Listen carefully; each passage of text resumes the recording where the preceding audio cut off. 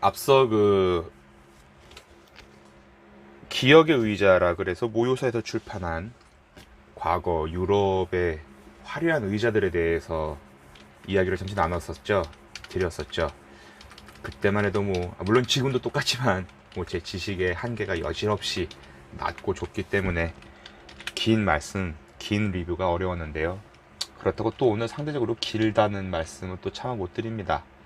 하지만 분명한 건 또 다르네요. 동일한 작가가 지었고 동일한 출판사에서 출판한 오늘의 의자입니다. 토네트부터 임스까지 디자인의 시대라는 부제가 있고요. 이 책은 근래 약 150년, 200년 사이에 의자의 디자인과 의자와 함께 발전해온 산업 시대에 대한 이야기들이 서사의 성격을 띠고 구성을 하고 있습니다. 이거 맞아, 이 의자 이거 여기서 봤어 라는 의자가 이미 200년 전에 베스트셀러 의자가 되었고요. 그리고 지금 거시기 부품별로 조립을 할 수 있고 배송의 혁명을 일어났던 이케아의 어떤 의자의 제작 시스템과 배송 시스템 역시 이미 150년, 200년 전에 선빵을 날린 사례이기도 합니다. 의자의 디자인과 함께 그 시대의 의자의 설계도, 그리고 의자를 만드는 데 필요한 부품도, 그리고 19세기에 한창 성행했던 박람회에 대한 이야기도 다채롭게 있고요. 또한 그 박람회의 전경을 그림으로 표현한 작품들도 굉장히 많이 수록을 하고 있습니다. 사실 우리가 갓쓰고 도포 입고 한복 입으면서 고무신 신고 상투 틀던 구한말만 하더라도 우리는 구한말이었죠. 자동차가 어디 있고 전기가 어디 있습니까? 근데 이미 그때 미국에선 지하철이 있었고 독일에서도 전차가 있었죠.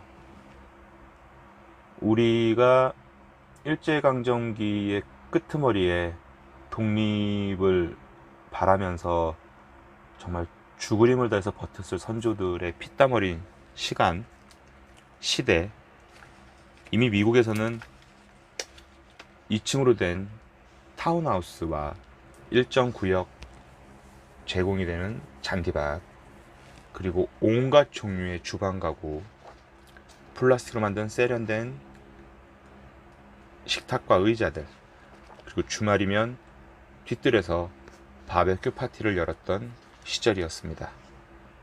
그거를 지금 제가 어떤 의미로 비교하려는 게 아니라 확실히 지금 우리가 누리고 있는 이 모든 문명, 물질들의 근거가 사실 서양의 것들을 많이 갖고는 와 있잖아요.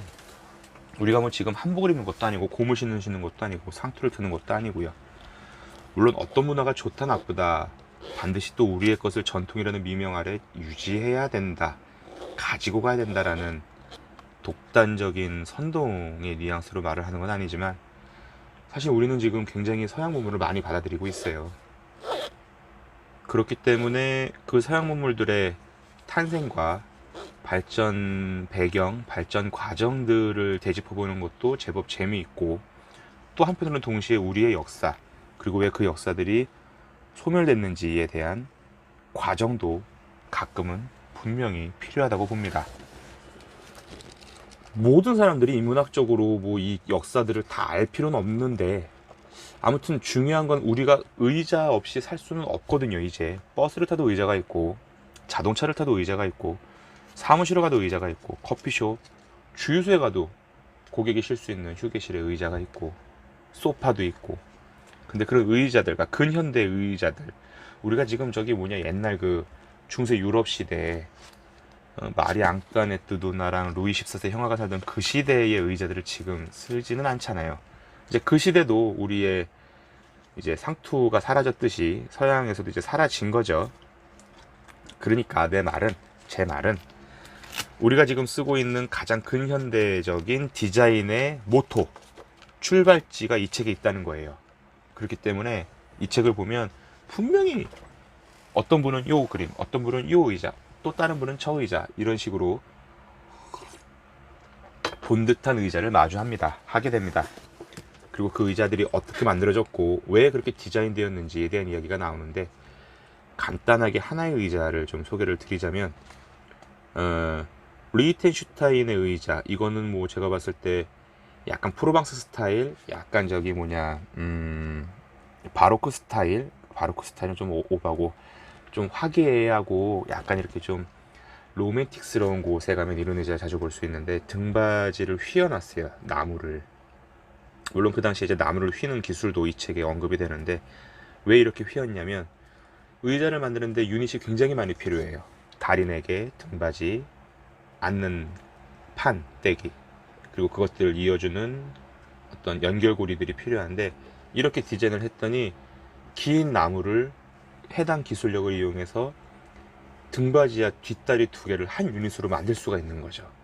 혁명인 거예요, 이 당시엔. 비용, 시간, 인력, 어마어마한 것들이 절감이 되는 거죠. 의자는 사실 산업적인 거죠. 상업적인 거고, 누가 예술을 하려고 뭐 600만원, 700만원 들여서 2달 동안 디자인한 의자 하나 딱 만들어 놓고, 자, 업체들, 공장들 만들어 한 개 600만원씩 팔아, 이러진 않잖아요. 그건 작품인 거고, 이 책은 작품을 이야기하는 책이 아니거든요. 고로 산업과 상업이 결부돼서 의자들이 어떻게 발전해 왔는지를 이야기하고요. 중간에 또 제가 너무너무 좋아하는 독일의 바우하우스에 대한 이야기도 나옵니다. 사실 그동안 바우하우스에 대한 책은 제법 읽었어요. 제가 다닌 근방의 도서관에 비치되는 바우하우스 관련된 책은 거의 다 읽었다고 할 정도인데, 또 이 책엔 또 새로운 이야기들이 나옵니다. 뭐 굳이 지금 이 순간은 나만 하는 얘기인가? 아무튼 뭐 소개를 좀 해드리자면, 100명 정도의 학생이 매년 선발이 되고 그 중에 50명 정도가 탈락이 되죠. 어마어마한 경쟁률이라기보다는 이제 그 수업에 대한 강도와 또 학생들이 견딜 수 있는 부분들에 있어서 바우하우스는 굉장히 전공법을 썼다는 거예요. 그렇기 때문에 여기서 살아남은 학생들이 보여주는 예술적 가치와 이것이 산업적으로 확장되는 이 모양이 다른 것들에 비해서 굉장히 드라마틱하고 멋있죠. 그러다 보니까 결국 지금까지도 바우하우스가 디자인한 작품들의 후배들, 자식들이 굉장히 여러 가지 디자인으로 발전되어서 유지되고 있는 거고요. 뭐 그렇다고 합니다. 그리고 예. 뭐 원고가 따로 있거나 뭘 써머리를 해가지고 메모를 해가지고 말을 하는 게 아니니까 두서가 없지만, 이 부분도 되게 놀랐어요. 1950년대 중반에 투명한 랩 광고, 이제 의자의 재질이 플라스틱으로 넘어오다 보니까 플라스틱을 소개하면서 이제 이런 광고 이미지가 사파가 실렸는데, 우리가 한국전쟁 맞이할 때예요. 랩이 어디 있습니까, 우리한테. 근데 이미 미국은 랩을 사용했다는 거죠. 분명한 건 발전은 좋은 겁니다. 발달도 막을 수 없겠죠. 둘 다 우리의 삶을 윤택하게 해주고 있습니다. 하지만 반드시 편리한 게 좋은 건 또 아니고, 무책임한 발전이 우리를 풍요롭게 해주는 것 또한 아닙니다. 뭐 짤막한 이야기를 좀 덧붙이자면, 우리가 지금 헤아릴 수 없을 정도로 사용하고 있는 플라스틱 역시 만들어진 지 이제 100년이 좀 넘어요. 근데 플라스틱이 왜 보통 500년 이후에 썩는다고 하잖아요.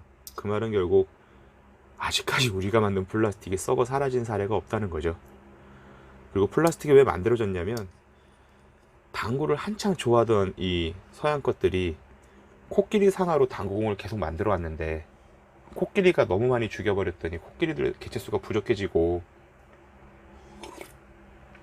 뭔가 코끼리 상아로도 계속 당구를 치자니 이제 민망한 거지. 그들 스스로 셀프 디스 한 거지. 그래서 계속 고민을 한 거예요. 당구는 너무 치고 싶거든. 근데 당구공이 없어. 뭐 우유팩을 부풀리겠어요. 뭐를 어떻게 하겠어요. 고무공으로도 칠 수 없잖아요, 당구를. 그러다가 만든 코끼리 상아의 대체품이 플라스틱이었거든요.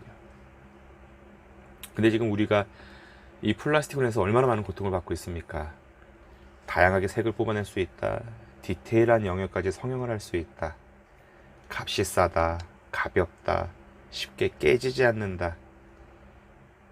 근데 우리 주변에 플라스틱으로 고통받는 사람들, 플라스틱으로 고통받고 있는 환경들, 그게 이제 한 100여 년 정도 더 흘러가니까 우리도 이제 자정의 목소리를 드러내고 있는 거죠. 페트병의 뚜껑을 작게 만들고 페트병의 라벨도 없애고. 사실 플라스틱이 아닌 게 없거든. 주변을 둘러보세요. 순수하게 나무, 사실 나무를 위장한 플라스틱도 있어요. 나전칠기 아시죠? 자개. 그 자개도 사실 지금 플라스틱으로 만들어요. 순수한 나무와 순수한 종이, 그리고 순수한 유리가 아닌 것들은 사실 다 플라스틱이라고 봐도 돼요. 전선도 플라스틱이에요. 이게 고무, 피복이죠. 전선을 감싸고 있는 이 고무도 100% 고무가 아니거든. 이것도 플라스틱의 소재를 활용했고, 뭐 화투, 카드, 체온계, 계산기, 스마트폰, 스테이플러, 메모판. 아닌 게 어디 있겠습니까? 플라스틱 없이 하루 살기, 하루는 버티겠다. 플라스틱 없이 한 달 살기, 모든 인류가 멸망할 것입니다. 고로